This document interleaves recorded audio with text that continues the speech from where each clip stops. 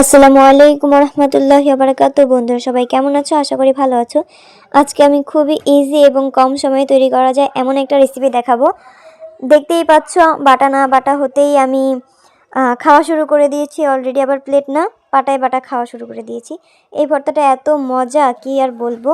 তো তোমরা ফুল ভিডিওটা দেখবা এবং অবশ্যই একবার হলেও এই ভর্তাটা ট্রাই করে দেখবা। ভিডিওটা ভালো লাগলে লাইক কমেন্ট করে দিবা, শেষ পর্যন্ত দেখবা।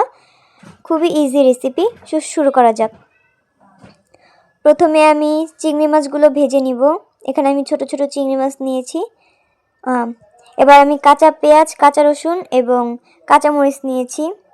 আমি এই কাঁচা পেঁয়াজ, রসুন এবং মরিচগুলোকে কিন্তু কোনো রকম ভাজিনি, বেটে নিব একটু পরিমাণ লবণ দিয়ে। প্রথম বাটা আমি দিয়ে নিলাম। এবার আমি আরও একটা বাটা দিব।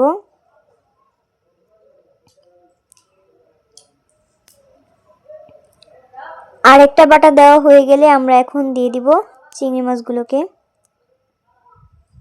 চিংড়ি মাছ দিয়ে আমি আরও একবার বেটে নিব। এবার সব কিছু একসাথে ভালো মতো মেখে নিব। মাখা হয়ে গেলে একটু লবণ দিয়ে আরেকবার বেটে নিব। এইবার বাটা শেষ হয়ে গেলে আমরা এখন ধনেপাতা দিয়ে দিব। ধনিয়া পাতা দিয়ে আরেকবার একটু বেটে নিব। ধনিয়া পাতাটা দেওয়ার কারণ হচ্ছে ফ্লেভার বেড়ে যায়। এবার আমি পাটাই খেতে বসে গেলাম, তোমরা আবার মাইন্ড করো না। তোমরা একবার খেয়ে দেখবা পাটায় বাটা খেতে কত মজা লাগে, অনেক মজা লাগে। তো ভিডিওটা যদি ভালো লেগে থাকে তাহলে চ্যানেলটাকে সাবস্ক্রাইব করে দিবা এবং লাইক করে দিবা, কমেন্ট করতে ভুলবা না। আর ভর্তাটা কিন্তু অবশ্যই ট্রাই করে দেখবা একবার। তো এই পর্যন্ত যারা ছিল তাদের ধন্যবাদ। আসসালামু আলাইকুম রহমতুল্লাহি ওয়া বারাকাতুহু। পরবর্তী ভিডিও পেতে পাশে থাকুন।